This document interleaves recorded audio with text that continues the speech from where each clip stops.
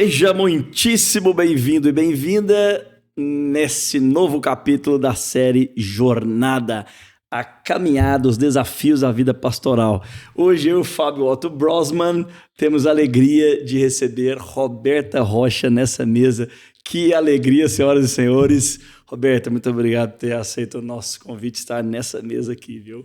Alegria minha demais estar aqui com vocês. Tô até meio assim preocupada. Como é que vai ser essas tantas perguntas, hein, gente? Vai ser fascinante, vai ser sensacional. Vai ser. Para você que já assistiu o episódio do marido da Roberta, é o Marcos Rocha, nosso Marcão. A gente falou, né? A gente comentou lá, né, Fabão, que seria muito especial se a gente trouxesse a esposa do Marcão aqui para falar de uma versão peculiarmente feminina dos fatos, né? E realmente, que história, né, Roberta? Assim, a gente fica lisonjeado de conhecer a história de vocês, né? Da família pastoral que vocês têm. Gente, Roberta é mãe de 3 lindos jovens, Larissa, João Marcos e Luiz Felipe. E ela tem uma história linda que vai contar aqui pra gente. Entre muitas coisas polêmicas, a primeira eu já quero perguntar de cara. Roberta, é verdade que você deixou uma carreira bancária, uma função muito promissora para se dedicar à vida ministerial? É verdade? Começa por aí. É verdade, meus irmãos. Foi uma decisão difícil, mas ao mesmo tempo, tanto que ela foi difícil, ela foi clara diante dos meus olhos, que era aquilo que o Senhor tinha para minha vida. Não era aquele momento banco, né? Então, é difícil tomar decisões na nossa vida. Existem vários momentos da nossa vida que nós temos várias opções de escolha do nosso destino. Mas desde cedo na minha vida com o Senhor, eu fui percebendo que Deus ia se revelando para mim. Ele ia revelando quem Ele era para mim. E Ele ia revelando que Ele tinha uma história escrita a meu respeito. E essa certeza que Deus tinha uma história, que Ele tem uma história a meu respeito, que eu não sei qual é, me fez confiar. Ainda que eu não entendesse o porquê, eu não via a figura toda naquela hora, por que diante de 2 meses, 1 mês do nosso casamento, meu e do Marcos, e com renda muito pequena que nós dois tínhamos, por que fazia sentido eu negar a um trabalho que, além de me promover profissionalmente, também nos daria uma condição financeira muito melhor, muito mais estável. É simplesmente ouvir Deus e obedecer, confiando que Ele vê a figura toda da nossa história que a gente não vê.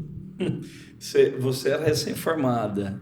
E o Marcos formou em odontologia. Isso. E você era formada em administração. Em administração. Quer dizer, um emprego ali dos sonhos, alguém te ligou e falou assim, tá contratada. Então, na verdade, Como é que foi isso? Na verdade, irmãos, eu estava ainda cursando a faculdade de administração, ainda não tinha formado. Como a faculdade era noturna, eu tinha possibilidade de trabalhar durante o dia. E quase todo mundo da turma trabalha durante o dia, porque aí você tem uma experiência junto com a teoria, o que é perfeito, melhor dos 2 mundos. Então, nós tínhamos um amigo muito querido, um irmão nosso que já está com o Senhor, e esse irmão, sabendo, né, da minha luta e do Marcos ali para casar, ele veio trazer o convite dessa possibilidade de vaga, né, no banco, e ele que me colocou no processo seletivo com vários outros candidatos. E quando eu passei por todas as etapas, e no final da etapa, às vésperas de um casamento, sem ter todas as condições favoráveis para esse casamento, as condições mínimas, sim, porque é isso que a gente cria. Eu e o Marcos esperamos ter a condição mínima, né? Nós namoramos 7 anos por isso. Uau. Né? Começamos, eu tinha 15. Então, eu era uma menininha e ele era um rapaz de 17 anos. Namoramos 7 anos porque a gente entendia que para a gente sair de casa dos nossos pais, nós tínhamos que ter condição de ter a nossa casa. Então, era uma coisa muito visivelmente, assim, a princípio, muito plausível de se querer, né? Estar num trabalho com condições melhores financeiras. Mas quando eu terminei todo aquele processo, eu falei, Deus, tem algo me incomodando, tem algo me inquietando, tem algo me dizendo que não é para eu ocupar. E aí fica aquela luta, né, que parece que não faz sentido. Então, por que Deus me deixou passar por toda aquela etapa? Por que Deus deixou alguém falar para mim que tinha essa vaga? Por que eu pude querer algo que no fim eu vou ter que abrir mão? Parece que é de propósito para a gente ficar com dúvida, né? Ou para semear ali uma confiança, uma necessidade de confiança, talvez. E aí eu acho que entra essa paternidade de Deus na nossa vida. Porque, como você disse, sou mãe de 3 filhos, né? Vocês também são pais. Então, o que acontece? Estou profetizando pro meu irmão. Em breve, Eu não errei. Eu não errei. Cuida, hein? Então é o seguinte, a gente, como pai e mãe, a gente pensa que nossa primeira incumbência, a mais bate-pronto na sua mente, é você preparar seu filho para a vida. É preparar para ele nos momentos em que ele vai ter condições favoráveis e no momento que ele não vai ter condições favoráveis. Por que uma mãe e um pai ensinam uma criança a arrumar a cama dela? Por que um pai, mesmo tendo condição de lavar a louça, ele faz um rodízio com os filhos para lavarem a louça da casa? Porque é uma pedagogia de ensino para entender que naquele serviço que eu presto aos outros, que eu também convivo com ele, eu estou aprendendo a repartir, a ser humilde, a entender que eu não sou a última bolacha do pacote, que eu não vou ser só servido na vida, que eu também vou servir a outros, ainda que eu não queira. Então, nessa pedagogia, eu penso que Deus foi preparando meu coração. Muito para me dizer, filha, eu tenho planos a seu respeito. E esses planos são maiores que os seus. Mas eu vou te ensinar a confiar em mim mais do que entender. Essa frase, ela sempre foi um ensinamento muito cedo de Deus na minha vida. E eu percebo ao longo da minha jornada com o Senhor até aqui, que de vez em quando, de tempos em tempos, quando principalmente há decisões a serem tomadas, o Senhor volta a falar ao meu ouvido como um sussurro. Confia mais do que entende. Uau! Então, eu acho que Deus me deu uma experiência. Uma primeira experiência para eu entrar no casamento com uma experiência que me deu convicção do lugar que Deus queria. Tipo, eu e o Marcos, eu lembro direitinho, nós ganhávamos 3 salários mínimos quando a gente casou. Né? Eu ganhava um salário mínimo sendo estagiária, que foi o que eu fui fazer, e o Marcos ganhava 2 salários mínimos. 3 salários mínimos é uma quantia razoável, mas é uma quantia pouca, né? Para tudo aquilo que a gente desenvolvia, né? Fazendo faculdade, trabalhando e tal. Mas o que acontece? Com a experiência que eu tive, eu cria que o Senhor ia nos sustentar com 3 salários mínimos em tudo o que Ele queria que a gente fizesse. Eu não tinha dúvida. Eu não confiava que eram uns 4 ou 5 salários mínimos que eu ganharia sozinha ia trazer a provisão para nossa casa. E nem muito menos eu duvidava que com apenas 3 salários mínimos totais, Deus não ia fazer ou ia deixar de fazer o que Ele queria fazer na nossa vida. Porque é engraçado, a gente vê assim, hoje, às vezes a gente não pensa assim, por exemplo, hoje a gente vê que foi realmente a decisão certa, porque já viu toda a história de todos esses anos, depois, né? Mas eu penso assim, um casal de 20 e poucos anos, tudo indicava, assim, humanamente, fala, não, a vontade de Deus é ganhar mais, é melhor, assim, tudo humanamente indicava para você falar o sim e o Marcão continuar com odontologia, como empresário, tudo, não largar nada, né? Então, assim, às vezes a gente escuta a história e fala, nossa, que bacana, mas todo esse não de vocês construiu essa história, a gente vendo agora acha que foi fácil, mas pensar em 20 e poucos anos a pessoa construindo a família e não sabendo de tudo que ia acontecer depois, porque a partir desse sim ou não, qual caminho Deus ia traçar, aí eu acho que aí pesa bem mais. E num background, né? Assim, não sei se da sua parte tinha algum pastor na família, mas o Marcos falou que da parte dele não tinha. Então ele chegasse do nada, pai, mãe, eu sei que vocês me ensinaram a vida inteira aqui, quer estudar, concursar, ser empresário, mas eu decidi outra coisa. E no seu caso também. Realmente, Fábio, assim, a gente não tinha um cenário romântico. Hoje a gente fala com muita paz e alegria no coração. E na época a gente tinha convicção, mas a gente não tinha essa leveza para falar. Era com choro, era um sim entendido com Deus, mas doído ao mesmo tempo, né? Porque, de novo, a gente não via a figura toda. Mas o que o Senhor foi fazendo na minha vida, no Marcos, desde a nossa conversão? Deus foi nos deixando saber que Ele tinha planos a nosso respeito. A gente foi confiando nessa direção de Deus na nossa vida. Mesmo sem nunca a gente imaginar, nem conversar, nem almejar que nós seríamos pastores de tempo exclusivo, né? Porque integral nós somos, nossa vida é integral no Senhor. Todos nós que cremos no Senhor Jesus, a gente serve o Senhor aonde a gente está. E eu e o Marcos tínhamos isso muito definido no nosso coração. Até porque ele fez odonto por uma direção que Deus deu, porque ele queria medicina. Deus falou, odonto. Olha. Nas vésperas de fazer a matrícula do vestibular. E eu fiz administração, gostava demais do meu curso. E eu entendia, de certa forma, que o meu curso ia me dar possibilidades de muito contato com pessoas e gente para eu poder ser influência na vida delas daquilo que Deus tinha repartido comigo. Então, eu não tinha dúvida que Deus ia usar minha vida e a do Marcos aonde a gente estava. A gente tinha isso muito claro no nosso coração. Mas, acima dessa clareza das nossas profissões, há uma entrega do nosso coração. Houve uma entrega, há uma entrega constante ao Senhor. Deus, desvenda diante dos nossos olhos os teus planos. E os nossos pais, não foram fácil para eles entenderem isso. Porque, por exemplo, a família do Marcos é uma família toda acadêmica. Todo mundo formado, todo mundo com as suas profissões, né? Os meus pais, eles não tinham, nessa época, uma condição financeira favorável. Então, para eles me ver negando uma segurança financeira, foi muito difícil. Não foi entendido, mas foi aceito. E aí, de novo, veio sobre nós a gente arcar com essa certeza de fé. Eu acho que o que acalentou o coração deles foram eles perceber que, ainda que para eles não estava tudo entendido, eles viam em nós uma paz. A paz que excede todo entendimento, a paz que não tem como, às vezes, explicar, porque ela é sobrenatural. E aí a gente transcende essa paz. A gente transmite essa paz. Eu creio que foi por ela, pela paz de Cristo, que eles perceberam que eles se aquietaram. E daí, né, Fábio, eles foram vendo a história se desenrolar, que não demorou para se desenrolar. Porque logo após que nós casamos, nós já fomos convidados para ir para o campo missionário. Então, eu acho que na cabeça dos meus pais, dos pais do Marcos, as coisas foram fazendo sentido. Mas aí... Entendi. Deus nem desfaça nesse caso aí, né? Não. Porque poderia ter demorado um tempo, assim, só dando um ênfase aqui, né, pessoal? A gente com o nome Jornada, que tem significado de trajetória, de percurso, de itinerário, caminho, rota, andança, caminhada e peregrinação. Muitos pastores hoje são taxados de aceitar um ministério porque são financeiros, né?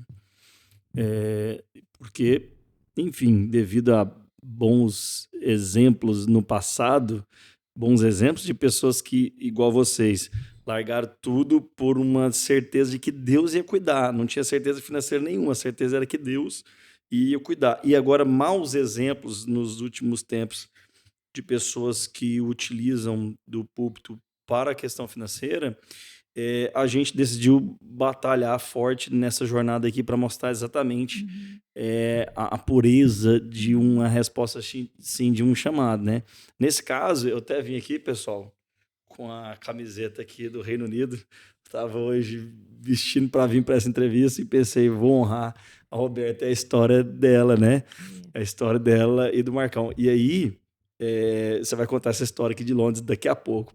Fabão quer fazer a pergunta. Então, essa seria a pergunta, assim, vocês tinham lá 3 salários mínimos por você ter, por uma palavra de Deus, dito não ao serviço, e por outra palavra de Deus, largou os 3 salários mínimos para ir para a Inglaterra sem uma certeza de quando voltasse como seria. Seria que procurar emprego, começar do zero, aí vocês iam começar sem os 3 salários mínimos, mas foi pela palavra de Deus, né? That's right, my friend.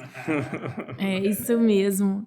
Eu acho que, assim, vou tocar no que vou te responder e tocar no que o Vitor está falando, porque a vida com Deus é uma vida extremamente empolgante. Ela é uma aventura, ela é uma jornada, ela é uma caminhada, e é uma caminhada que o GPS está na mão do Senhor, não está nas nossas mãos.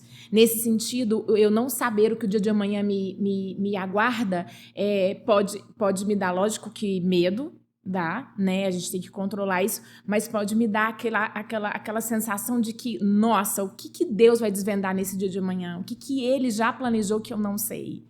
Né? Então, assim, tem uma coisa que o Senhor sempre me lembra na minha jornada com Ele, é que a minha caminhada com Ele é uma caminhada de aventura. É um Deus que me chamou para fazer parte da história dele e que já está toda consumada. E não é uma história de apenas dores, porque existem sofrimentos e abdicações de coisas que vão me custar alegria. Não é isso. É lógico que há sofrimento, porque onde há relacionamento com pessoas há sofrimento. A gente se frustra, a gente se machuca, a gente se decepciona, e isso fere os nossos corações, e a gente sente disso. Mas, enquanto a gente estiver vivo na Terra, nós, em qualquer lugar que a gente estiver, fazendo o que a gente for fazer, nós vamos sofrer esse dano. Faz parte do pacote da vida. Amém? Mas o Senhor nos chama para uma aventura. Não é uma aventura com sinônimo de irresponsabilidade, de leviandade, mas é uma aventura de saber que Deus quer nos trazer contentamento numa confiança do que Ele me traz a viver que eu ainda não sei. Então, sabe como aquela sensação de que você tá, eu tenho essa figura no meu coração de quando você tá ali, eu nunca surfei. Nunca surfei. Nunca fiz surf, melhor. Mas eu tenho muita vontade, eu admiro os surfistas, né, quando eles estão lá na prancha e eles têm que discernir a hora que a onda vai se formar. Eles estão preparados na prancha e eles têm que aproveitar a hora que essa onda vem para surfar naquela onda. Então, eu acho que a caminhada com o Senhor é essa caminhada que o Senhor ele vai produzir um movimento, mas eu tenho que esperar o movimento de Deus. Desde cedo da minha caminhada e do Marcão com o Senhor, isso é uma marca muito forte em nós dois. E talvez, por algum tempo, eu fiquei até em crise. Porque eu ouvia tanta gente falar assim, nossa, mas eu quero me desenvolver nisso, eu quero sei lá, eu tenho um projeto tal. Não que isso seja errado, não estou dizendo isso, mas estou dizendo que, na minha vida do Marcão, parece que Deus sempre vai nos dizer o próximo passo, no tempo e no modo dele. Como uma conversa daquele pai que vai falar o que precisa para o filho na hora adequada. Enquanto ele não falar, você fica onde eu já te falei para ficar. E não tente ficar elucubrando coisas diferentes demais, porque pausa e movimento fazem parte da minha jornada com você. Então, esse também, só um minuto, Roberta, desculpa te cortar. Esse é o momento que você pausa esse vídeo para pensar nessa última expressão da Roberta. O movimento de Deus, então, ele tem pausas e prosseguimentos. Me parece, então, aquela questão assim, de que a gente vive na fé, parecendo que a gente só vê o próximo degrau, o outro ele tá embaçado ou ele não existe, né? E parece que Deus espera da gente essa confiança. Não, pode... eleva o pé que o degrau vai aparecer. Mas esse exemplo que você deu da onda, assim, de que Deus produz um movimento, que a gente vai percebendo sinais. Eu acho que a gente se frustra com Deus, às vezes, assim, né? Me permite falar desse jeito, por não entender isso. Ou pela não percepção, ou não ter os sentidos aguçados de perceber esse ou porque a gente é muito mais pronto para o movimento, porque ele dá um senso de significado muito maior do que quando você está parado. A gente, na nossa cultura, principalmente, que não é uma cultura de reflexão, de quietude, de solitude, de meditação, como algumas culturas orientais, nós ligamos o movimento à saúde, a rendimento, a sucesso, a resultado. Uau. Então, o movimento é aquilo que parece que nós estamos com a vida de Deus agindo em nós. A gente associa isso também ao que Deus vai fazer conosco. É a nossa cultura que é assim. O brasileiro acorda às 6 e dorme à meia-noite. Não é toda cultura no mundo que vive dessa forma. E existe sabedoria de Deus revelada em cada cultura. E eu te falo uma coisa, pelo pouco que eu já viajei em algumas outras culturas, como é lindo ser alimentado pela cultura do silêncio, da meditação, da pausa, da quietude, daquilo que nos modera. Porque a palavra de Deus fala lá em Filipenses que nossa moderação tem que ser conhecida de todos. Uau. Então tem que ter movimento sim, mas tem que ter pausa também. Esse foi o modelo de Deus quando tirou o povo do Egito, não é verdade? Quando Deus tirou o povo do Egito, Deus falou de uma maneira muito clara ali para Moisés: quando a minha nuvem andar, vocês andem. Mas na hora que ela parar, vocês parem. Uau. E olha que interessante, tinha uma nuvem para guiar durante o dia por causa do sol e tinha uma labareda de fogo para guiar durante a noite. De dia e de noite, Deus deixou claro 2 sinais para que o povo de Deus não se confundisse na comunicação que Deus queria fazer com o seu povo.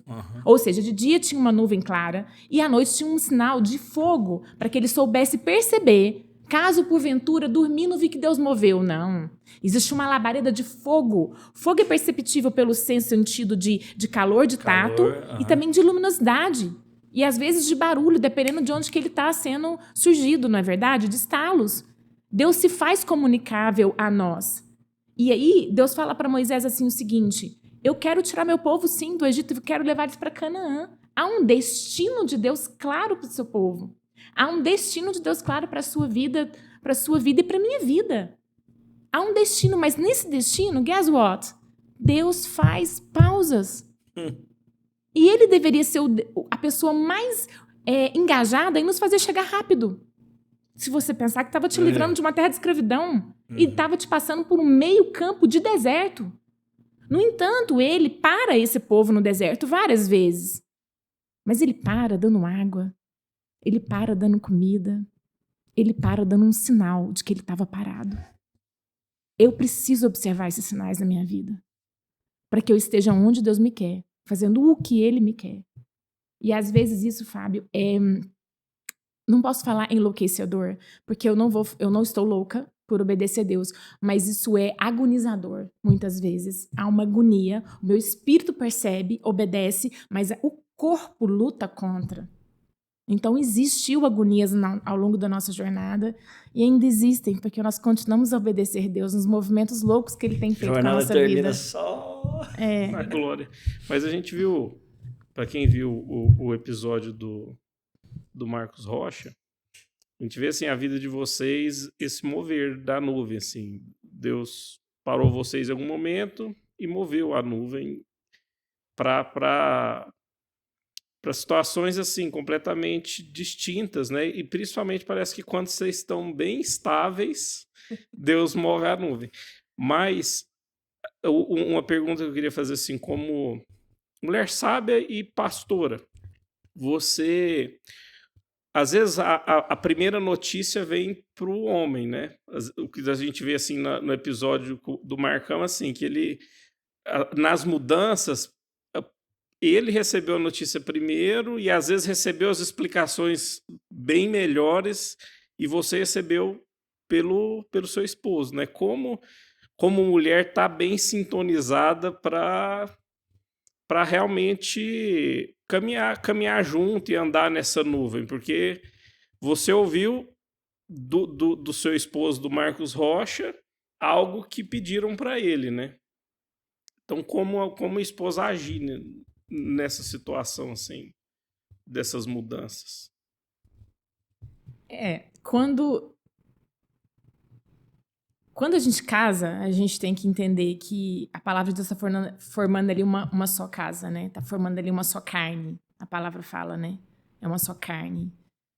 E então eu não posso desassociar, em hipótese alguma, em nenhuma circunstância, não só num caso pastoral desse, de ser uma missão pastoral, mas em nenhuma circunstância de um casal, que é algo que se é falado para o marido, que a esposa não está incluída, ou que quando fale com a esposa, ele também não está incluído, porque isso é parte um do outro, ainda que venha por ele primeiro. Então, com essa premissa, com esse pressuposto no coração, aquilo que o Marcos trouxe, vamos então falar da primeira grande decisão, proposta, mudança da nossa vida, que foi logo que nós casamos, então, o Ogálvaro chegou no Marcos, né, o pastor Ogálvaro chegou no Marcos e falou assim: Marcos, o pastor David Marsh, da igreja de Hereford, Inglaterra, que é muito um casal jovem, na época nós éramos 2 jovenzinhos, né, de 24 e 26 anos, então ele queria um casal jovem para cooperar e estar na igreja deles em Hereford, sendo inspiração de Deus para os jovens de lá.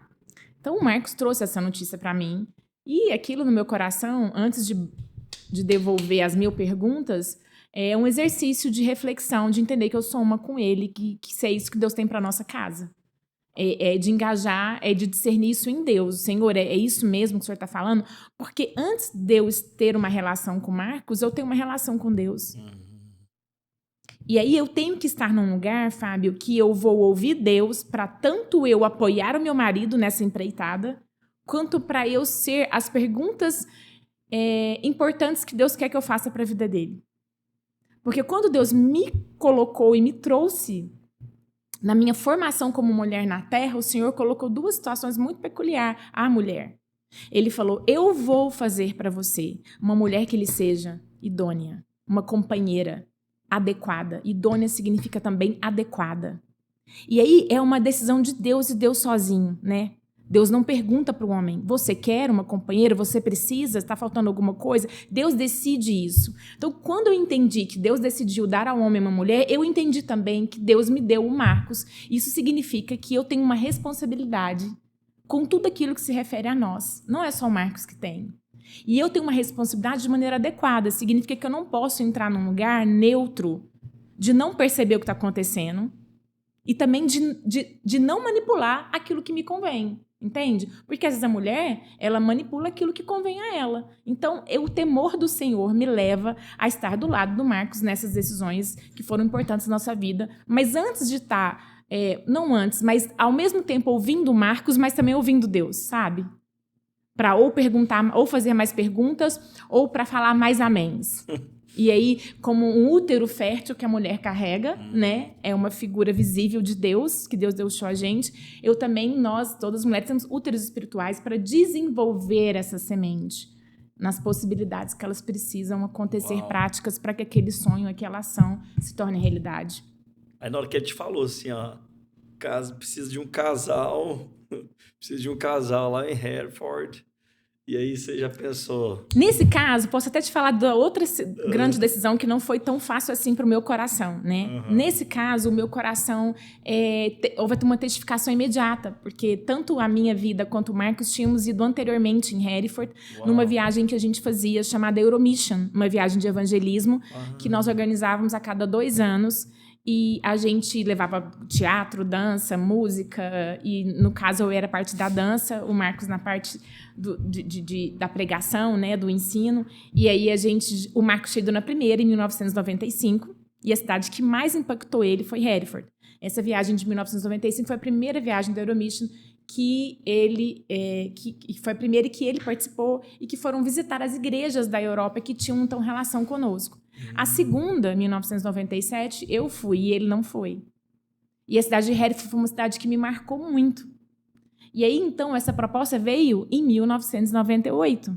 Uau, um ano depois da você viagem. ter pisado lá. E foi no ano que nós casamos. Nossa! Então, estava tudo muito fresco no nosso coração. Uau! O Sol da Terra e a nossa igreja estava extremamente engajada nesse movimento com as nações europeias, os países da nação europeia, entendendo que a gente tinha uma responsabilidade com os nossos pais espirituais. Então, nós estávamos nesse ambiente. Então, a gente se sentiu privilegiado de ir para lá e fazer parte desse movimento que a gente não sabia o que nos aguardaria com certeza na volta.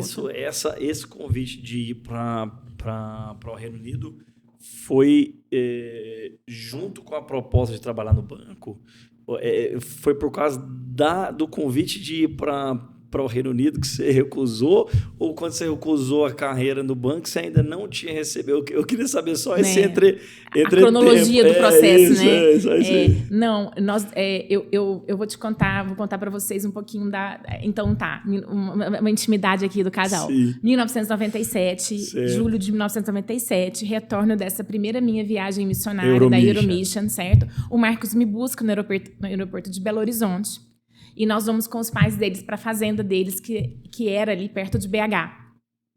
Nessa fazenda, ele me pede para casar. Eu acho que um mês fora foi ótimo.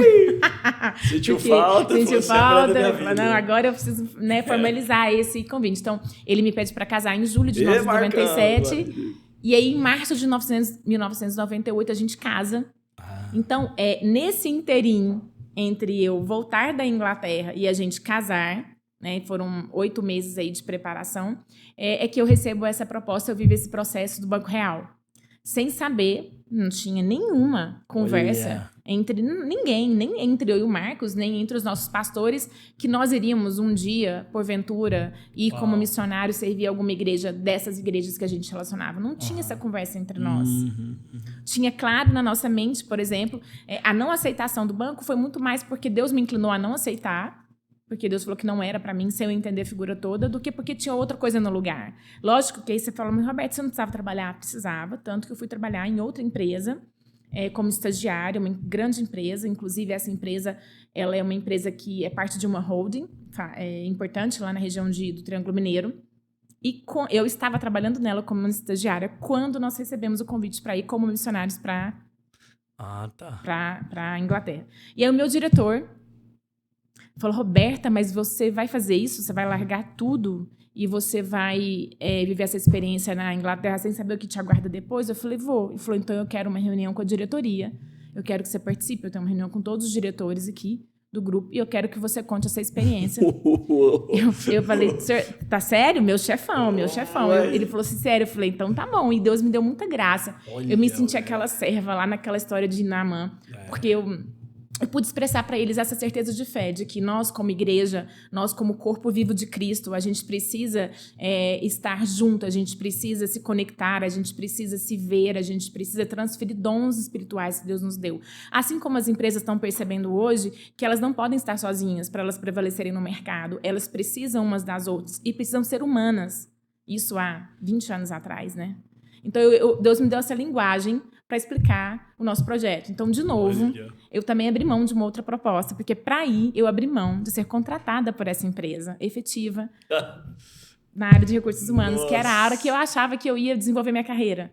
Então, a Cida Garcia, que na época era a minha chefe indireta, me convidou para ir com ela para uma nova empresa dessa holding nesse cargo de assistente de recursos humanos. É a Martins, não, né? Não, é a maior empresa. Mas essa é a TBC, que é do Grupo Algar. É do Grupo Algar. Do Grupo Algar. Eu trabalhava nessa TBC. Então, eu tinha essa convicção. Então, quando nós fomos para a Inglaterra a primeira vez, eu cheguei com muita gratidão no coração. Eu cheguei entendendo que Deus tinha algo para nós ali vivermos. Então, que a gente ia viver com toda a intensidade, porque também a gente sabia que tinha um prazo para terminar, né? A nossa proposta era ficar 2 anos ali. A gente sabe que a gente é estrangeiro naquela terra. Então, não tinha planos no nosso coração, nem dos nossos pastores, que a gente ficaria ali para sempre. Como não foi, né? Não foi isso que Deus trouxe para nós. Então, eu vivi com toda a intensidade. E aí, te respondendo agora uma pergunta que eu acho que não sei qual dos dois me fez, viver aquilo que Deus tem para a sua vida te dá senso de ser completa. Então, eu nunca me senti incompleta. Assim, eu nunca arrependi de não ter desenvolvido na carreira profissional daquilo que eu achava que eu ia ser. Porque eu sei que aquilo que Deus já me dotou para ser, eu posso desenvolver tudo no reino dele para a edificação do corpo de Cristo. Uau. Então, isso me dá senso de significado, isso me dá alegria, isso me dá contentamento. Não sem desafios, né? Mas com certeza de que esse é o lugar de Deus para minha vida. Então, isso me supre. Lá vocês ficaram os 2 anos completos. Ficamos 2 anos completos com a possibilidade de ficar mais. Só que a gente, depois desses 2 anos, a gente teve o nosso visto estendido, porque a gente queria ficar mais, porque o nosso pastor de lá queria que a gente ficasse, porque eu fui sem a língua totalmente, não sabia falar good morning. Uau! Então, eu tive que aprender a língua e aprendi rápido, porque eu queria me comunicar. E aí, Mas aí o nosso pastor Paulo Júnior nos liga. Tem um desafio novo aqui. Desafio novo. As águas vão movimentar de novo. E esse já era vir para Goiânia, não? Não. E esse que ligou ainda não? Ainda não era? Essa ligação dele foi no momento que o Ministério Sal da Terra estava vivendo um dos seus movimentos mais importantes, se eu posso dizer dessa forma. Por quê?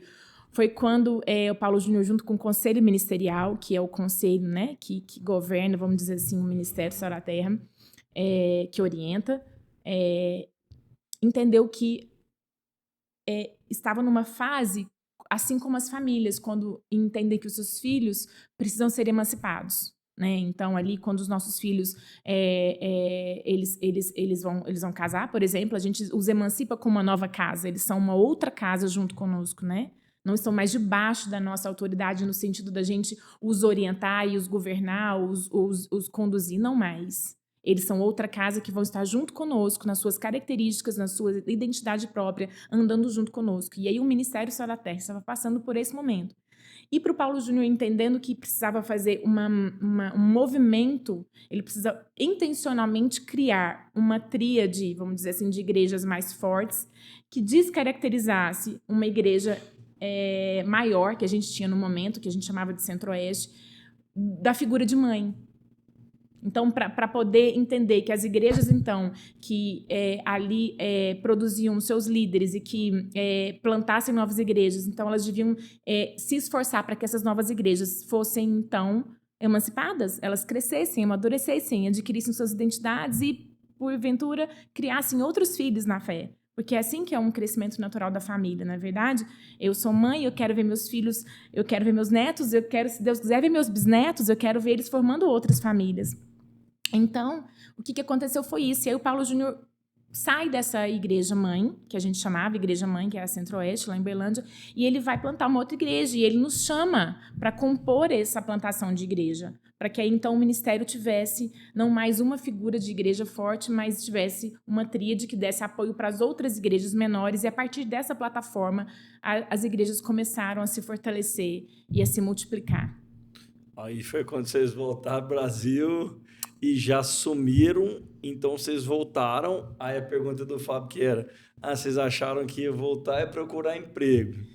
O Paulo Júnior dá uma ligação e fala, vocês não precisam procurar mais emprego, agora tem uma igreja aqui para cuidar. Mas também não falou de valores, que é o que o Marcão falou aqui, vocês vão ganhar 3 salários mínimos. Falou que parece que ficou um período na casa do sogro e da sogra, não foi? Ficamos. Grávida. Você voltou grávida. Grávida da Larissa. Grávida da Larissa. Grávida da Larissa. Foi fabricada em solo inglês. Foi. E por isso ela aqui. Acha e tem certeza que ela é inglesa, entendeu? Beijão, Larissa. É porque na época, eu não sei se o Marcos falou, com certeza ele deve ter falado, nós fomos juntos com outro casal de amigos, né? O Alexandre e a Paula. Ele não falou, acho que não. Aqui no episódio não. No processo do nosso envio. Acabou que foram 2 casas, né? Sim. E a Paula, ela foi grávida da primeira filha, que é a Ana Clara. Nasceu lá. E depois, quando eu fiquei grávida, depois de 15 dias, ela ficou grávida. Uau! Então, eu tive a Larissa no Brasil e ela teve a Ana Laura lá. E ela fala, mãe, eu queria ter ficado, você podia ter ficado lá igual a tia Paula pra eu nascer igual as meninas. Eu falei, filha, mas você foi gerada lá e você é filha daquela nação no coração. Tá tudo certo, né? Mas eu quero contar uma experiência muito sobrenatural, porque a nossa vida também, ela tem experiências sobrenaturais, que ajudam a gente a discernir esse movimento de Deus, que ajudam a gente a esperar a formação da onda e a gente entender que tem um tempo e um modo de Deus agir, né? Como dizia em Eclesiastes 8:6, para todo o propósito de Deus, existe o tempo e um modo. Então, nós estávamos já quase com 2 anos lá na Inglaterra, quando, de repente, eu e o Marcos, a gente estava estudando inglês, né? A gente estudava inglês assim, de forma diligente, porque a gente queria nos forçar, né, a aprender a língua da melhor maneira. Então, a gente estava estudando para a prova de Cambridge, que é uma prova importante que tem lá no Reino Unido, né, para dar uma certificação. Para dar uma certificação. De proficiência. E aí, a gente estava estudando e a gente foi estudar lá na igreja nesse dia, porque a gente morava numa vila, a 10 quilômetros da cidade. A gente não morava na cidade. E, por acaso, era uma segunda-feira de manhã, não tem muito atividade numa igreja. Na verdade, geralmente é o dia do sabático pastoral. No entanto, nesse dia, o Senhor, aprove ao Senhor trazer para a igreja que a gente congregava lá, Christian Life Center, um preletor, um pastor da Nova Zelândia, Rodney Francis. Nunca vou esquecer o nome desse irmão. E aí o pessoal nos convidou, e o Marcos estávamos estudando no escritório, e falou assim, desce porque tem um pastor convidado que, por acaso, está vindo aqui, porque aonde ele ia falar não teve como, ele está vindo para cá agora, veio da Nova Zelândia, eu e o Marcos descemos prontamente, junto com o nosso pastor David Marshall e outros irmãos, para receber aquela palavra. Olha. Ele ministrou, no final da ministração, ele olhou fixamente para o nosso pastor David Marshall e começou a trazer uma profecia sobre ele. Quando ele começou a profecia, eu falei, Deus do céu, eu arrepiava inteira, porque a gente conhecia um pouco o pastor David e a gente sabia que o que ele estava trazendo era muito de Deus para a vida dele. Testificou em vocês a história para ele. A história para ele, certo? Uau. Primeira vez que ele pisava em Hereford e primeira vez na CLC, ele não sabia quem era ninguém ali. Aí ele vira pro Marcos. Na hora que ele virou pro Marcos, eu já rendi as mãos e falei, fala Deus, fala Senhor que tua serva ouve. Olha. E aí ele falou, ele deu uma palavra profética para o Marcos e para mim, muito forte. Eu recebi, ao longo da minha jornada, assim, palavras, eu posso dizer, de 3 palavras proféticas, de uma conotação muito forte na minha vida, onde a pessoa ele simplesmente falou assim para nós, entre outras coisas que ele trouxe, vocês estão dispostos a mudar de ênfase no ministério de vocês? Porque se vocês estiverem, eu vejo Deus fazendo na vida de vocês. Vocês estão mudando de ênfase de ministério. Olha. Vocês estão achando que estão numa direção e Deus vai levar vocês para outra direção. Uau. Eu arrepio até hoje quando eu conto essa palavra profética, entre outras coisas que ele trouxe, porque foi logo na véspera essa palavra do Paulo Júnior nos ligar. Então, Deus prepara o nosso coração para a gente aceitar e para a gente decidir aquilo que Ele tem para nós. O Senhor já foi preparando a nossa terra, não só nessa profecia, mas ao longo desses 2 anos vivendo e servindo a igreja de Hereford. O Senhor nos preparou para a gente entender que o que Ele tinha para nós era ministério de tempo exclusivo. Uau. E aí, quando o Paulo Júnior fez a ligação, foi uma decisão difícil para mim, Fábio, porque eu queria muito ficar na Inglaterra. Não que eu não quisesse voltar para o Brasil, mas eu tinha acabado de aprender a falar inglês. Eu queria usufruir mais desse privilégio com os meus irmãos de lá. E porque eu fui muito alargada e muito transformada e muito desafiada por Deus nesse lugar.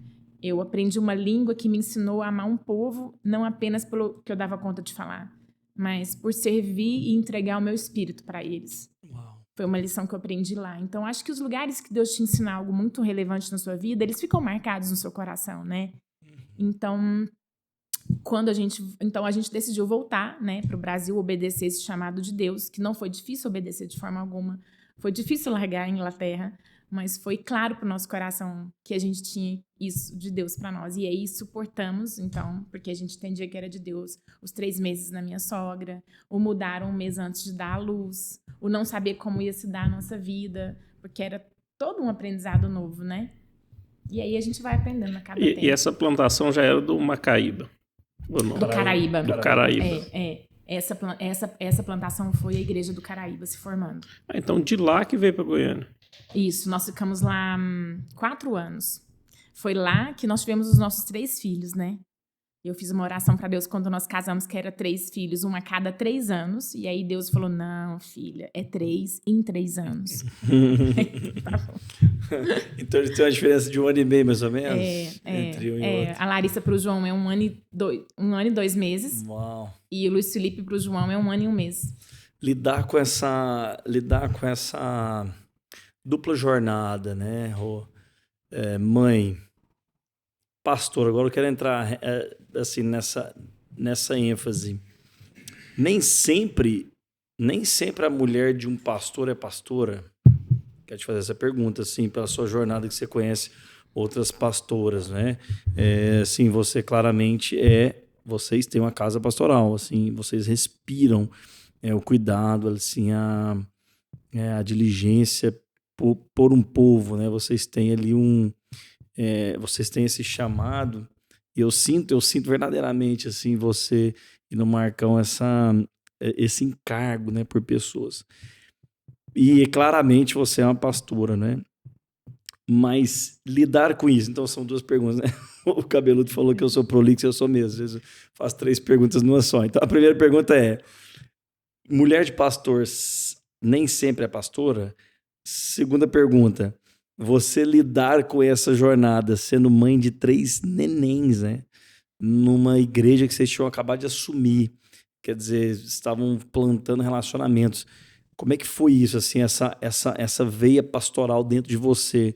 Como é que foi isso, acompanhar, né, o Marcão e ser ali verdadeiramente pastora daquelas ovelhas, junto com seus filhos pequenos? Como é que foi essa pressão, essa cobrança? As pessoas cobravam, não tô vendo a mulher do pastor aqui na igreja, porque, né, de onde eu vi, as pessoas cobravam que a mulher do pastor tinha que ser aquela figura e não errável, né? Não podia errar, não podia falhar, não podia faltar, né? Então, como é que foi essa cobrança para cima de você nessa fase de plantação de igreja e tal? Maravilhosa essa pergunta, e ela é uma pergunta que vai revelar muito daquilo que também foram as minhas agonias. Quero ser bem transparente, porque nós somos humanos, nós temos tantas limitações, e o pecado que habita em nós e que a gente tem que subjugar nossa carne todos os dias para a gente não fazer contrário àquilo que a gente crê. É uma luta até Jesus voltar, de todos nós, né? Então, vou te responder essa pergunta primeiro, e se eu esquecer, você me ajuda aí a voltar onde você queria que eu te respondesse. Sem problema. Eu creio, pelo que a palavra de Deus me dá embasamento, que quando Deus chama uma casa pastoral, quando Deus ordena uma casa pastoral, é uma casa pastoral. Não tem como desassociar muito a mulher dessa função pastoral, ainda que ela não tenha o título, porque aí eu vou entrar, nem quero entrar, porque cada denominação tem ali uma visão, tem uma forma de tratar isso. Tem denominação que ordena o homem e não ordena a mulher e não a vê nessa função pastoral. Tem denominação que ordena a mulher sozinha e se o marido não tiver também ali a sua função pastoral, tá tudo certo. Certo? Ministério Sal da Terra não ordena sua mulher pastora, porque entende que a mulher não tem essa função de governo sozinha. Né? Não vou entrar no mérito da questão, vou só falar isso para esclarecer em que ponto que nós estamos conversando. Estamos conversando no ponto que eu entendo que há uma função pastoral na nossa casa e que para isso eu não preciso de título para exercer. Certo? Tanto que quando a palavra de Deus fala que eu vou ordenar a partir do dom reconhecido na congregação, isso significa que eu exerço quem eu sou antes de receber o título. Porque esse é o processo natural. Aquilo que eu sou vai ser revelado naquilo que eu faço. Então, se é revelado, as pessoas e a comunidade que eu estou reconhecem esse dom em mim, é porque eu tenho ele, não porque alguém me impôs tê-lo. Amém? E aí, se ele tem, eu vou desenvolvê-lo. Eu acho muito difícil uma casa pastoral, a mulher não se envolver não andar junto nessa função pastoral. Porque a função pastoral, ela envolve acolhimento, envolve cuidado com pessoas, envolve ouvir pessoas, envolve demonstrar amor de Deus para essas pessoas que são demonstrado muitas vezes, e principalmente fora do contexto do prédio da igreja. Eu, às vezes, não consigo transmitir tudo pastoralmente para uma pessoa dentro, vamos falar, de um gabinete pastoral. Ou do púlpito para o público. Há inúmeras situações, aí eu vou pegar o nosso mestre como exemplo, que decidiu fazer seu púlpito a sua jornada nas ruas, as suas caminhadas entre as cidades, as suas viagens, as suas peregrinações. Ele ia para a sinagoga? Ele ia. Deus é muito pedagógico para nos ensinar, né? Jesus, o seu filho, ia para a sinagoga. Mas também ele passava a maior parte do tempo andando e caminhando entre as pessoas. Então, eu entendo que para cooperar nesse ministério pastoral, eu, como mulher, eu preciso entender essa função, porque vai esbarrar em mim. Não que a parte doméstica esteja só por conta da mulher. Não é isso que eu estou dizendo.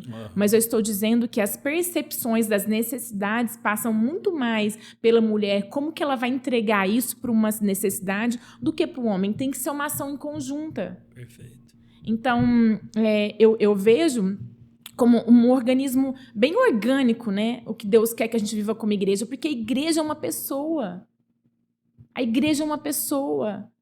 Então, quando Deus ordena pastores, mestres, com diáconos, presbíteros, quando Ele ordena líderes que vão representar essa pessoa, se eu envolvo a casa, eu tenho ali a pessoa do homem e da mulher juntos, oferecendo aquilo que eles são para quem quer que seja. Porque é muito diferente de uma profissão, né? É diferente porque o pastorado, ele não é uma profissão, né? Ele seria uma vocação. É uma vocação e eu acho que você usou a palavra mais apropriada, assim, ele é um organismo vivo. Então, assim, a função pastoral, ela é uma função orgânica diferente de uma profissão. Totalmente. Então, eu também creio nisso, assim, que você falou, a questão da casa, né? Pra você ver, eu vim do meio presbiteriano, e as mulheres dos meus pastores, eu acabava chamando-as de pastoras, e elas, às vezes, ficavam um pouco ofendidas, porque na presbiteriana você não tem esse esquema, mas... Aí depois eu explicava, falava, você não cuida assim das pessoas assim, você não faz, então você tem uma função pastoral, no sentido junto com o marido ali, mas eu entendo que nem todo mundo tem isso. E assim, o que eu queria saber, se isso te incomodou, se isso refletiu, se isso respingou em você lá, quando você teve os 3 meninos pequenininhos, e você tendo que... Porque o homem meio que continua a vida, mesmo tendo os nenéns ali, ele meio que vai atropelando, de alguma maneira ele vai, mas a mulher meio que tem um freio de mão ali, né? Como é que foi isso? Assim? Então, vamos falar assim, no nosso meio, Sal da Terra, isso que eu acabei de dizer é uma consciência entre nós, porque a gente foi formado nessa consciência. Aí você fala assim, Roberta, mas todas as esposas de pastores são engajadas 100%? Não. Cada uma tem a sua limitação, tem a sua forma de expressão do pastorado. Mas todas nós entendemos que nós somos casa pastoral. Amém? Amém. Tá. E aí, quando eu tive 3 filhos em 3 anos... Eu estava num ambiente muito familiar, que era Uberlândia e que era um ambiente onde essa igreja que foi então plantada, né, Caraíba, veio de vários líderes que estavam já nas igrejas de Salvaterra. Então, todos os líderes que vieram formar essa plantação de igreja já nos conheciam. E eu e o Marcos, nós éramos os mais novos de todos eles. Mas havia um amor e um respeito por nós que nos constrangia. Era como se eles quisessem cuidar de nós mais do que nós cuidarmos deles. E eu não entendia, sabe, Fábio, porque tanto amor, tanto constrangimento, Nós morávamos, então, no bairro Caraíba, né? Nós morávamos, nessa época, na casa do pastor Flávio, que é ali no bairro Caraíba. O pastor Flávio está em missões há 30 anos, né? Foi para a Inglaterra. Ele foi e não voltou. Voltou algumas vezes, mas retornou. E aí a gente morou na casa dele, que era a uma rua da igreja. Era só atravessar a rua e estava na igreja do Caraíba, certo? A secretária da igreja passava na nossa casa para me ajudar com as crianças antes dela ir para a igreja. Nossa. Porque ela amava meus filhos. Olha. Não porque ela queria, porque ela tinha que fazer isso. Porque ela queria me ajudar. Olha. Então, esse contexto foi um contexto muito, muito fácil para eu ter esse ambiente de ter os 3 filhos, certo? Fui muito mais ajudada e pastoreada, posso te dizer, do que eu pastoreei. Não fui cobrada de modo algum.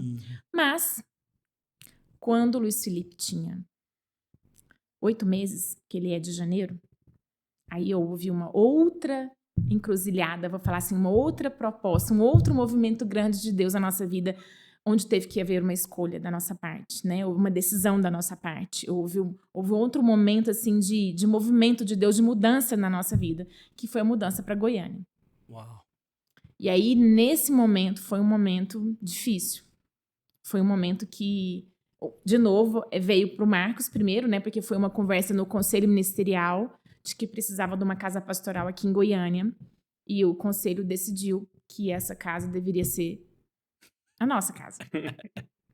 E eu falei... de novo lá, você. E eu falei, vocês estão tudo doidos, vocês não estão ouvindo Deus não, gente. Vocês não estão ouvindo Deus não, porque eu te falar, tem 3 filhos pequenos, vocês não estão lembrados, o mais novo tem 8 meses. Nossa. Eu não conheço ninguém em Goiânia. Gente. Não tenho a mínima intenção de mudar daqui de Uberlândia nos próximos anos. E o meu coração ficou resistente por algum tempo. Mas, enquanto meu coração estava resistente, ele também buscava o Senhor. Ele também queria ouvir Deus acima de tudo. Eu e o Marcos buscando. E o Marcos entendeu em Deus que não era uma questão de necessidade. Era uma questão de privilégio do Marcos fazer parte de um movimento de Deus, no entendimento já de um homem maduro que queria ombrear com seu irmão uma frente de batalha. O Marcos e eu não fomos obrigados a vir para Goiânia. Mas o Marcos também entendeu, e aí ele semeou isso no meu coração, porque também é função do marido, semear no coração da esposa aquilo que Deus quer que cresça. A gente é útero, de novo, a gente tem uma figura de Deus, e todo útero precisa de uma semente para frutificar. Não é verdade? E eu posso receber uma semente boa ou uma semente ruim. Se não tiver semente boa que forme um jardim em mim, a semente ruim vai vir e vai crescer. Então, muitas vezes, o coração das mulheres são mais difíceis e duros em certos aspectos porque ele não está sendo cuidado por um bom jardineiro. Uau. Cristo é o meu maior jardineiro. Uau. Mas ele colocou um homem na minha vida que o representa. Para cuidar, para arrancar a erva daninha, para plantar de novo, para regar, para semear de novo, para orar, para lavar com a palavra, como dizia em Hebreus. E o Marcos fez esse processo comigo intenso para a vinda para Goiânia. Coisa que ele não precisou fazer quando era para ir para Inglaterra. Eu estava vivendo outro momento, certo? E aí, aqui em Goiânia, quando nós chegamos, então, com 3 filhos pequenos, só conhecendo o Paulo Júnior e a Alana, né? O Amir e a Samira, que estavam aqui. Foi um tempo que eu posso dizer para vocês, um dos tempos mais difíceis da minha vida. Porque eu não estava em outro país, mas eu estava numa cultura diferente da minha, eu estava numa igreja que tinha sido formada, né? O processo de vinda para Goiânia foi bem diferente de outros processos nossos, porque não foi uma plantação, foi uma união com uma outra igreja, né, que já estava aqui, e aí a igreja da 90 foi plantada, fruto dessa união, sim, mas eram pessoas de diversas outras igrejas aqui de Goiânia. Diferente então, da cultura organizacional. Tudo, né? Eu nasci no Imagina. céu da terra. Uou. Então eu nunca nem tinha visitado muito outras igrejas, sabe? Eu não sabia da cultura de outras igrejas. E eu não tinha ninguém aqui, nem para me ajudar com os meninos. E aí eu vivi um processo muito desafiador. Porque quando você não tem o afeto que garante as relações, as suas competências são colocadas à prova. Porque eu posso te convidar para comer um bolo lá em casa? Vocês dois, meus amigos, Fábio e Vitor. E se esse bolo não vingar, se ele afundar, se ele encruar, vocês vão comer ele feliz da vida. Tá tudo certo. Tá tudo certo. Vocês vão comer e falar, Roberto, deixa eu te falar. Relacionamento. Eu vou até contar uma experiência de sábado. Uma irmã convidou para o aniversário dela e ela trouxe tudo lá da Bahia por ônibus, porque ela queria fazer uma acarajé. Acarajé no Goiás. E esse acarajé não foi dando certo, não foi dando certo. Essa massa foi desencaminhando, desandando, como diz o outro. Desandou o trem que abriu. E ela falou, meu Deus. Eu falei, deixa eu te falar, amiga, minha irmã, eu já fui alimentada. O Só seu amor dela de ter trazido tudo isso que você me falou de ingredientes para fazer um acarajé com todos os seus recheios aqui no Goiás, já me alimentou. Essa comida tá maravilhosa, me alimentei. Não preciso de comer esse acarajé para falar que ele tá maravilhoso, mas vou comer para honrar seu esforço. E ele vai estar delicioso. O afeto superou qualquer competência ou incompetência. Não que seja uma incompetência, vocês estão me entendendo, né? Os nossos limitações e erros. E como não existia afeto aqui ainda construído, quem eu era senão as minhas competências? Nossa. E competências com 3 filhos pequenos? É difícil de mostrar, né? É difícil demais, irmão. Uau. Então eu vivi uma grande crise que me gerou crise de pânico, que me gerou crise de ansiedade, porque eu fui confrontada em apresentar uma Roberta que cria em quem ela era, ainda que ninguém visse. E isso trouxe perguntas no meu coração. É difícil você ver alguém desenvolvendo o que você ama fazer e você não poder. Como você bem disse, o Marcos tinha toda a liberdade de ir nas viagens que ele fazia com o Paulo Júnior constantemente, semanalmente, a todas as reuniões, a todos os cultos, a todos os estudos, a todas as visitas, a todos os aconselhamentos. E eu, muitas vezes, eu tinha que ficar, porque se eu levasse 3 crianças pequenas, uma de 1 ano, uma de 2, uma de 4... O que eu fosse fazer, dependendo, não tinha como eu fazer. Não tinha como conversar com minha irmã com mais 3 crianças pequenas. Não tinha esse ambiente. Então, muitas vezes, eu tinha que ficar em casa e entender que aquele não era o meu momento. Que o Senhor estava me trazendo uma pausa dentro do movimento. Na questão, eu acho que você devia ter uns 30 anos. Tinha. Exatamente os 30 anos quando eu cheguei aqui em Goiânia. E essa questão de pausa, eu estava até conversando com a Aileen esse final de semana, assim, hoje é uma crise, né? A gente estava passando a avaliar, assim, parece que hoje as pessoas têm uma crise de não ser produtiva, né? O sabático, que até vocês, em 2019, tiraram o sabático para a família, parece que o sabático hoje, você tirar um dia da semana para não fazer... Não é que não fazer nada, mas para você refletir e desacelerar, parece que você fica louco, assim, pensando assim, nossa, é um dia... Tá errado, a tô com culpa. Eu deveria estar servindo, né? Produzindo, tá? Parece que hoje o não tirar, se você tirar o sabático, é um problema, né? É uma mente perversa nos nossos dias que vem desde os dias de Jesus, vem desde os dias antes de Jesus, na verdade, né? Porque Faraó falou isso. Vou ocupar esse povo para que eles não se reproduzam, para que eles não sejam fortes, para que eles não vivam aquilo que Deus tem para eles. A ocupação sempre foi uma estratégia do inimigo contra nós, irmãos. Vamos olhar a vida de Elias, quando Elias vai ali enfrentar o seu grande enfrentamento emocional. Porque ele viveu. Chorou, pediu para morrer. Pediu para morrer. Depois de quê? Depois de um grande movimento que ele faz com os profetas de Baal, porque ele estava de boa há 3 anos ali escondido, porque Deus mandou ele esconder na caverna, ser alimentado por um corvo, que não é um pássaro que alimenta, é um pássaro que toma. Elias estava vivendo em condições desfavoráveis há 3 anos, debaixo de uma promessa de Deus, de uma palavra que Deus empenhou, e ele obedeceu, certo? Ele estava no timing de Deus. De repente, Elias vai encontrar com Acabe, o rei, e aí Elias faz um movimento gigantesco com esse rei. Desce fogo, monta altar, desce água 2 vezes, molha de novo, faz de novo. E onde está escrito na palavra que Deus mandou ele fazer isso?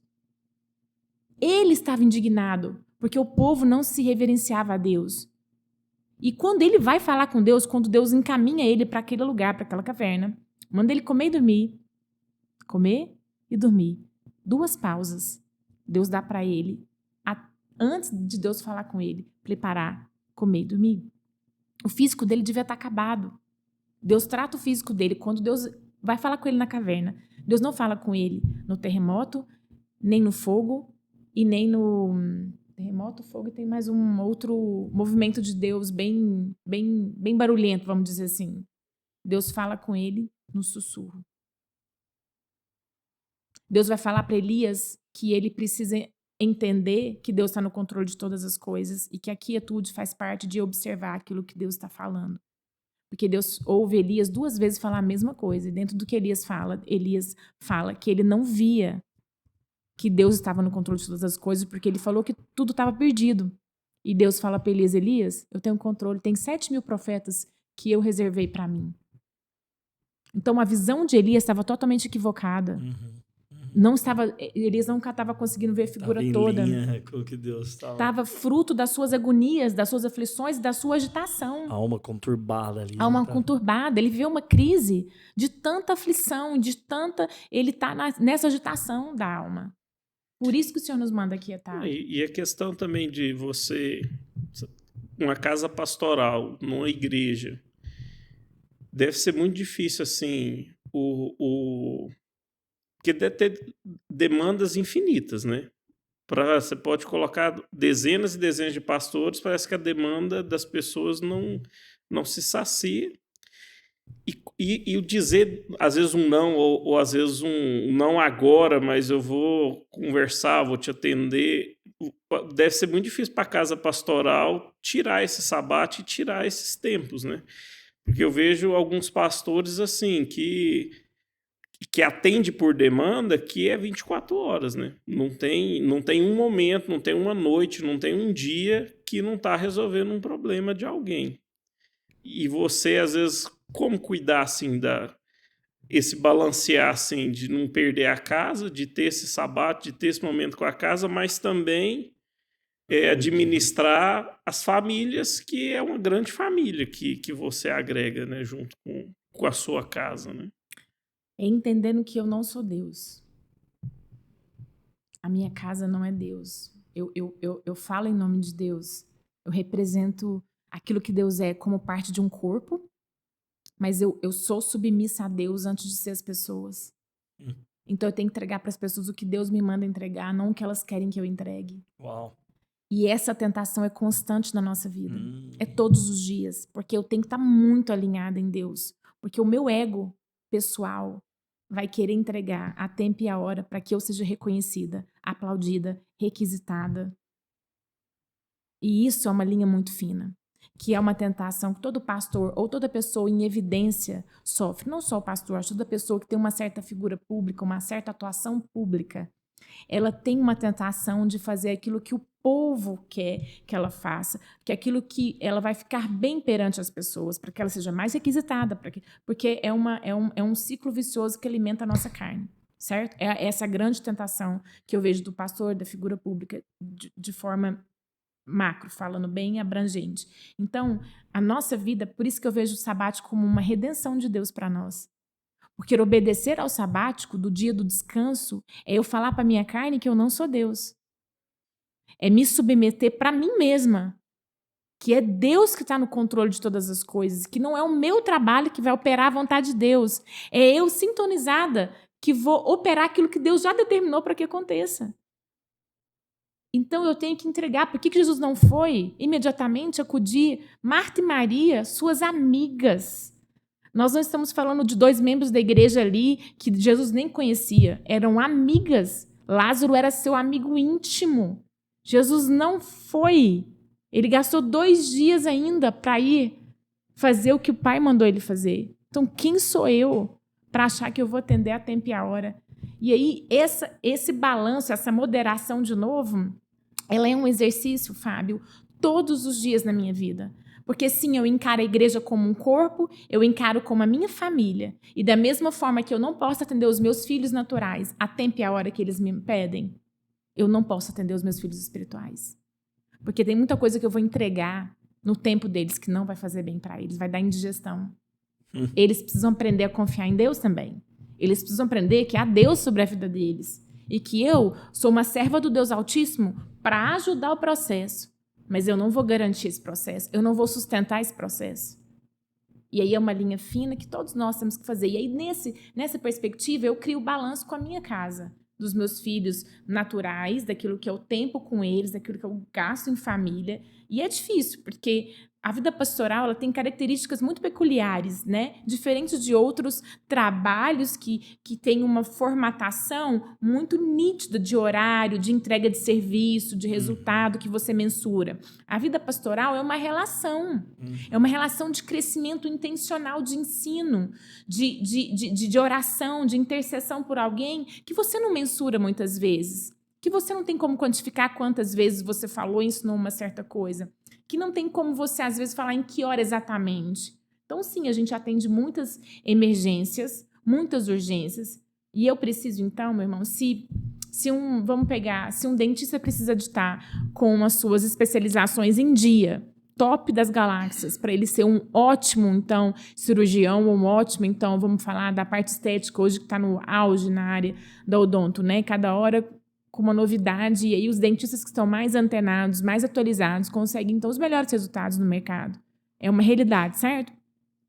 A vida pastoral é uma casa que não pode abrir mão de estar sendo conectado com o Senhor a todo instante. Não que um cristão não tenha também. Qualquer cristão tem que estar antenado porque ele é um servo do Deus Altíssimo de forma integral.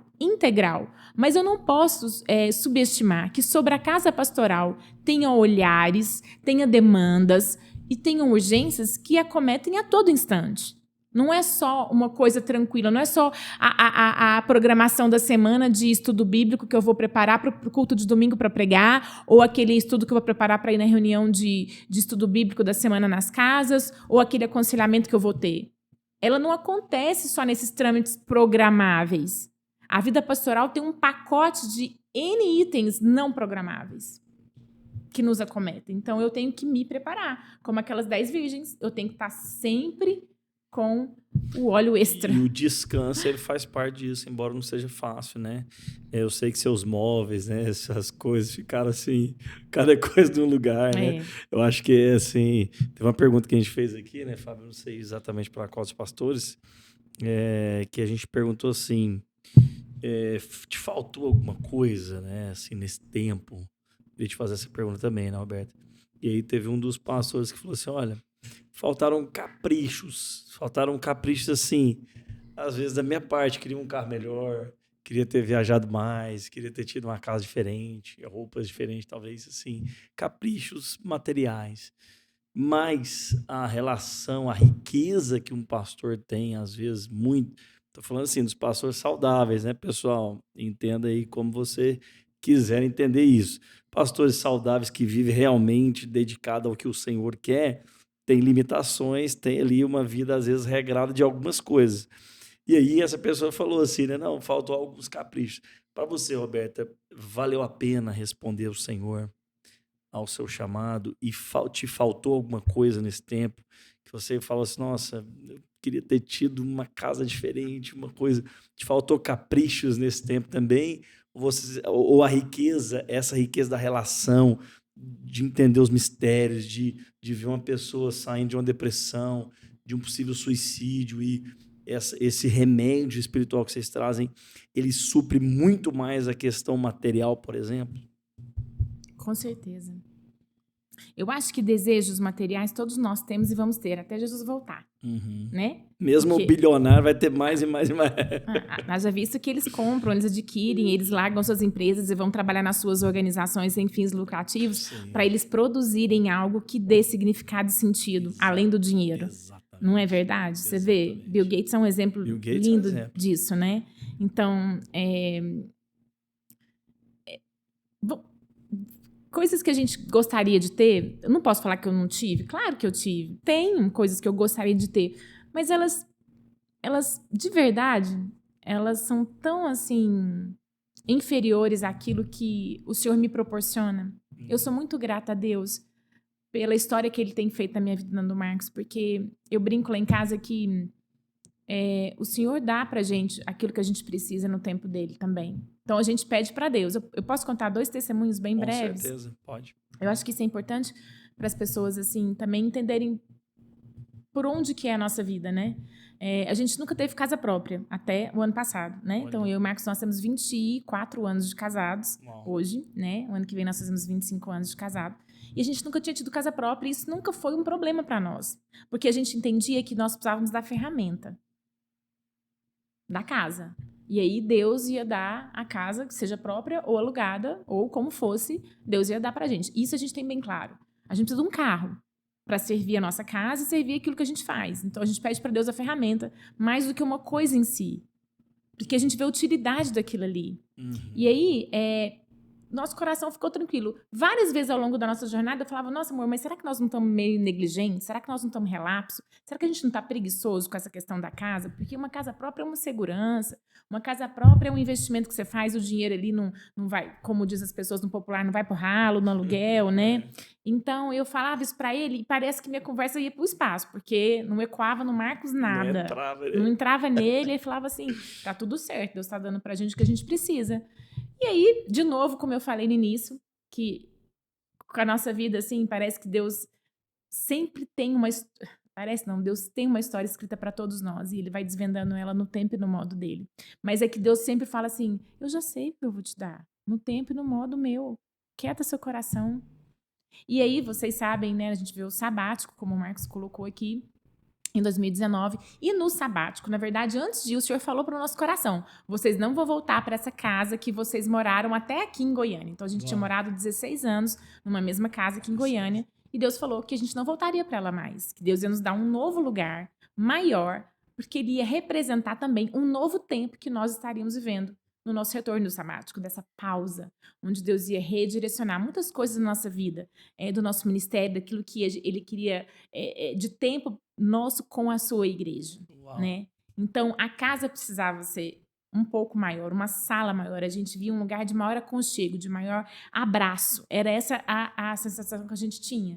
E lá no sabático, Deus foi dando algumas vontades, algumas coisas no meu coração. Por exemplo, tudo aberto, né? Uma cozinha que estivesse com uma sala aberta onde eu pudesse cozinhar e conversar. Olha aí.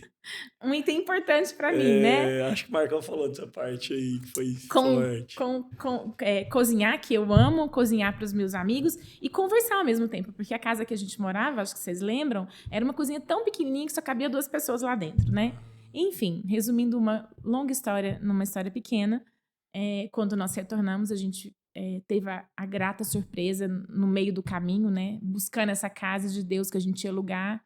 No meio do caminho, então, meu sogro vende a fazenda dele e fala, então, que ele iria nos adiantar a nossa parte para que a gente pudesse comprar uma casa. Uau. Porque ele via que era o único filho dele que não tinha casa própria, que ele queria muito que a gente tivesse a nossa casa própria. Em vida e tal. E então veio esse presente da parte dele que nos possibilitou comprar essa casa, que por sinal foi a casa que a gente viu para alugar quando a gente chegou do sabático e que a gente não tinha condições de alugar pelo preço do aluguel que estava sendo cobrado. Olha. E entrou pandemia, ficou tudo suspenso. E no fim, nós pagamos de financiamento o valor do aluguel que a gente podia pagar. Eu acho que assinei o cheque baixo. Que é isso? Devia ter pedido pro senhor 0,800. Ele tinha dado. Pediu o valor, Deus... Engraçado nessa história aí assim, a gente viveu um pouco esse processo, mas foi 9 meses, né? Entre o início da procura até vocês fecharem, né? E engraçado, assim, é Deus falar na primeira casa que vocês iriam morar naquele condomínio, e vocês procurando em outros lugares, vocês compram no mesmo condomínio que Deus já tinha falado desde o começo. E vocês compraram a mesa muitos meses antes de comprar a casa, né? Parece que quando Deus deu a palavra da mesa grande... A mesa, isso, Fábio, boa lembrança, exata. Isso é um fato muito importante para ser falado, né? Repartido, porque no meio desse dilema, dessa angústia, aí é que está uma resposta àquelas perguntas anteriores. A gente cria que Deus tinha uma casa para gente. A gente não ia voltar para a casa que estava antes. A gente tinha certeza. A gente estava morando de favor no apartamento de um irmão nosso, porque Deus proveu o lugar para nossa espera. É mesmo. Deus, a nuvem está presente. Fogo está presente. Deus fala e alimenta, enquanto Ele nos pede para esperar. Uau. O irmão falou, Marcos, eu tenho um apartamento montado. Você pode ficar lá até vender esse apartamento. E nós tínhamos lugar para esperar essa casa ficar pronta. E aí, no meio do processo, antes de ter a resposta do meu sogro, antes de saber que meu sogro ia vender a fazenda, o Marcos falou assim, eu preciso então comprar a mesa, eu preciso tomar um passo de fé. Porque Deus falou que vai dar um novo lugar. E eu sei que Deus vai dar uma mesa maior para nós. Então, nós vamos atrás dessa mesa maior. Nossa mesa era de 6, que cabia 8, e agora a gente foi para uma mesa de 10, que cabe 12. Então, aí a sala ia ser consequência, né? Aí a sala ia ser problema de Deus, uma sala para essa cabeça. E cabe, a bichona cabe bem lá nessa Cabe casa. bem, né? Então, graças a Deus, a gente comprou a mesa em maio, meu sogro ligou em junho e a gente mudou só em dezembro para essa casa prometida, né? Onde Deus proveu esse recurso, essa forma linda de Deus, né? Nos suprir. E eu quero contar outro testemunho bem breve sobre isso, que foi recente agora. Então, 3 filhos que não são mais crianças, agora são 3 jovens, né? A Larissa com 20, o João Marcos com 18, o Luiz Felipe com 17. João Marcos recém-carteirado. Então, motorista de autoria, viu? Se achando o cara mais capacitado para dirigir do planeta. Grande João. E prontamente querendo servir a família. Olha e nós legal. com um carro. Para atender 5 agendas diferentes, né? Porque o João Marcos trabalha, a Larissa trabalha e faz faculdade, o Luiz Felipe estuda de manhã e 3 vezes na semana à tarde. Nossa. E fora a minha agenda do Marcos, que não é uma agenda fixa num local, que é outra característica diferente pastoral, que a gente é muito itinerante no nosso dia. Nós temos várias locais que a gente se desloca, né? Para atender diversas situações. Então, o que aconteceu? A gente, há um mês atrás, nós estávamos, assim, numa situação muito complicada, logisticamente, lá em casa. Muito complicada. Assim, eu estava sendo a mãe torista de toda a casa. E, além do desgaste físico, a gente estava vendo que isso estava me custando muitas outras coisas, né? E a gente foi conversar. E a gente orou. A gente não tinha a mínima condição de comprar ou alugar ou ter outro carro. Mas nós falamos, vamos colocar diante do Senhor. O Senhor está vendo a nossa situação aqui, Deus sabe. Mas também de forma pedagógica, a gente conversa sobre isso para que os nossos filhos também vão ganhar na fé daquilo que está no nosso coração. Uau. Então, como pais, é muito bom fazer essa pedagogia de falar sobre as necessidades, de mostrar aquilo que está sendo, para que a gente também... Eles são parte da família. E hoje eles são adultos, então é uma conversa de 5 adultos, né? Bem mais maduro. Bem mais madura. Oramos no domingo sobre, então, esse outro veículo para nos ajudar na logística, já que agora o João Marcos está carteirado e a Larissa também já tem carteira. Também, já né? tem. Então, tem 2 ali. Aí, na terça-feira, é importante mencionar... Não, minto. Na terça-feira, um irmão nosso daqui da congregação ligou para o Marcos e falou assim, Marcos, estou com um carro parado no meu pátio, que eu não posso fazer nada com ele agora. Por 4 meses, ele está à sua disposição. Você quer ele? Não, eu tinha que pensar aqui. Eu acho que não. Pensa se Deus, assim, não fez uma pedagogia linda. E Deus deixa a gente viver esses momentos, assim. Então, Deus vai suprindo a gente ao longo da jornada naquilo que a gente precisa. Fascinante. Pessoal, nós chegamos ao final desse episódio incrivelmente fascinante. Eu quero agradecer a Roberta aqui por compartilhar a jornada da casa dela, a jornada da vida dela, né?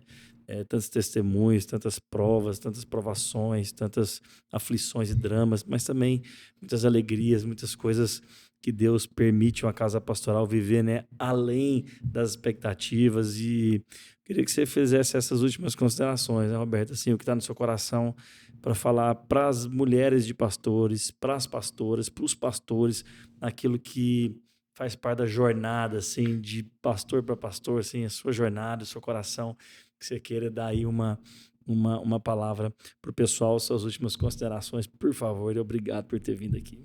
Gente, uma alegria estar aqui com vocês. Eu acho que a vontade de falar é muito mais, né? Foi tão gostoso, ficaríamos aqui horas ouvindo. Mulher fala muito, né? Foi uma delícia. E a gente gosta de repartir mesmo o que Deus tem feito. Eu quero mesmo, eu acho que hoje, assim, depois de 24 anos de casada e praticamente 22, 23 anos de pastorado, vamos falar assim, de tempo exclusivo, né? Tem um grande desafio na vida pastoral que eu queria repartir com os meus irmãos e irmãs. A gente tem que entender que a igreja do Senhor Jesus, ela não é nossa. Quando você faz uma carreira de advogado, você constrói a sua carreira em cima das aptidões que Deus te abençoou. Mas você está lá no escritório, é o seu nome que está lá, na placa do escritório. A Eileen, advogada, maravilhosa por sinal. Você é um dentista, os seus feitos, os seus bons feitos vão te preceder. E aí a indicação vai correr solta. Tanto que a gente procura um dentista por indicação. Você não vai lá e olha no Google quando você precisa em última instância, mas a primeira instância é porque você quer alguém que você confie naquele procedimento dela como dentista, certo? Então, nós, casa pastorais, a gente trabalha com todos os dons que Deus nos deu para entregar tudo que Ele já nos deu para a sua igreja ser edificada. Então, é uma entrega, e é uma entrega, e é uma entrega. Entendendo que é uma entrega porque Deus já nos deu todas as coisas. E aí eu não posso transferir para ninguém a minha expectativa de receber nada. Como a vida pastoral é como vocês muito falaram, então falando nessa jornada, há muitas entregas, há alguns sacrifícios, há alguns sofrimentos, algumas particularidades únicas mesmo, alguns engajamentos e mecanismos que às vezes parecem até que é um sofrimento, como se diz, nossa, tem até aquela conotação, coitada, é uma casa pastoral. Não, não é. Qualquer lugar que eu estou engajada e comprometida em entregar o meu melhor, eu vou sofrer o dano daquilo ali, eventual, que faz parte. Se eu for para a África, por exemplo, hoje, para ser lá uma agricultura, eu trabalhar com agricultura, por exemplo, eu for explorar aquele campo, ajudar os irmãos lá, eu vou sofrer uma malária, eu vou sofrer um calor excessivo, eu vou sofrer uma perseguição de grupos de extermínio, eu vou sofrer o que é pertinente daquele lugar, certo? Então, pastoralmente também tem coisas próprias. E eu vejo na minha jornada com o Senhor que eu preciso cada vez mais entender que é Ele. Que a minha relação começa nele e que termina nele. Para que eu não queira que as pessoas me compensem de algum sacrifício, de algum dano ou de algum sofrimento que eu tive. Porque é muito fácil eu ir para esse lugar e eu querer cobrar das pessoas que elas me retribuam o esforço quando eu não entendo que é uma entrega. Que elas cobrem a minha abdicação quando eu não entendo que é uma oferta. Que elas entreguem tudo que custou a minha ausência com os meus filhos quando eu não fiz aquilo ali por direção de Deus. Uau. Então, eu falo para meus irmãos agora para que a gente assim, tenha o nosso coração todos os dias pedindo para o Senhor assim, a gente encontrar esse contentamento em Deus, sabe? Eu encontro com Deus não é porque eu tenho que ter alguma palavra para falar para alguém. Não é porque é o meu trabalho. É porque Ele é meu Pai. Ele me chamou para fazer a sua obra. E se um dia essa igreja aqui fechar, eu não vou estar desempregada. Eu vou estar comissionada em outra missão. Que o Senhor vai me revelar. E isso me dá senso de significado. Isso me faz querer viver a próxima aventura de Deus. Isso me faz querer falar, Deus, então me fala e me revela o que o Senhor está pensando para essa hora. Ainda que eu tenha pessoas que não concordem, que não me acolham nisso, que não estão tendo o mesmo entendimento disso, porque eu estou aqui para fazer a sua missão. E isso nos dá senso de significado, de contentamento, de alegria. E eu quero dar uma última palavra para as minhas irmãs. eu creio que a gente tem vivido um tempo muito judiado, onde o diabo está invertendo muito os nossos valores, nossos pensamentos e os nossos lugares que Deus nos colocou. Porque Deus já nos empoderou com tudo que Ele podia nos empoderar em favor da sua igreja. Não há nada que a gente precise fazer ou que alguém precise reconhecer para a gente exercer o que Deus nos deu. Não é um trabalho bem-sucedido de uma top empresa multinacional. Não é sendo a melhor pessoa de recursos humanos dentro de uma empresa que eu gostaria de trabalhar. O meu reconhecimento está em eu entender que Deus já me fez uma pessoa, filha dele, que tem todos os dons de Deus para eu exercer influência aonde eu estiver, com o que eu estiver fazendo, em favor do seu reino.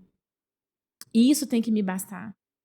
Isso tem que me bastar. Porque se não me bastar, eu vou buscar comida em mesas que não são as mesas que o Senhor propôs para a gente buscar, né? Então eu tenho que me alimentar da mesa da comunhão, da mesa do Senhor, para que eu não tenha fome nos outros momentos da minha jornada. Uau. Amém? Sensacional.